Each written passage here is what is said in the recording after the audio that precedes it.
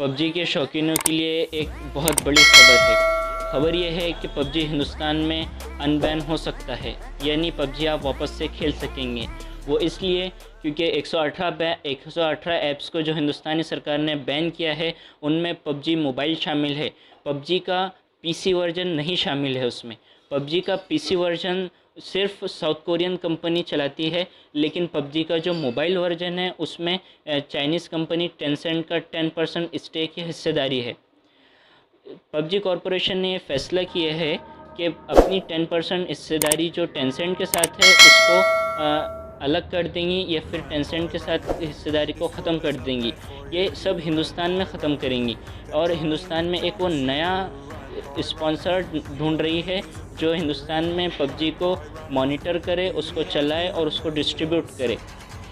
इसी के साथ साउथ कोरियन कंपनी ने ये कहा है कि हम चाइनीज़ कंपनी के हिस्सेदारी को ख़त्म कर देंगे और हिंदुस्तान में जो एक नई कंपनी को हिंदुस्तान में इसका डिस्ट्रीब्यूटर बनाएंगे।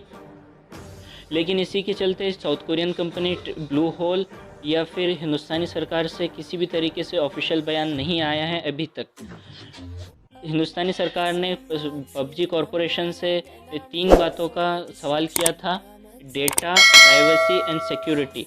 ये तीनों के करते हिंदुस्तानी सरकार ने पबजी कॉरपोरेशन से कहा था कि आप टेंसेंट को अलग कर दीजिए या फिर इसको यहाँ पर बैन कर दीजिए। तो पबजी कॉरपोरेशन ने कहा है कि हम हिंदुस्तान में एक नया डिस्ट्रीब्यूटर ढूंढेंगे और उससे हम चलाएंगे यहाँ पर। इसी के करते कुछ आशंकाएं बन रही है कि पबजी हिंदुस्तान में अनबैन हो जाएगा और आप लोग हम सब खेल सकेंगे पबजी हिंदुस्तान में वापस से। और अगर कोई ब्लू होल या पबजी कॉरपोरेशन को कोई हिंदुस्तानी कंपनी अगर मिल जाए, जैसे जियो या फिर कोई और, तो उसे हिंदुस्तान में फिर कभी कोई सिक्योरिटी या फिर हिंदुस्तानी इसमें कोई तकलीफ़ का सामना करना नहीं पड़ेगा। लेकिन इसमें एक पेच है कि अभी तक किसी सरकारी या फिर पबजी कॉरपोरेशन की तरफ से कोई भी किसी भी तरीके की ऑफिशियल नोटिफिकेशन या फिर कोई बयान नहीं आया है।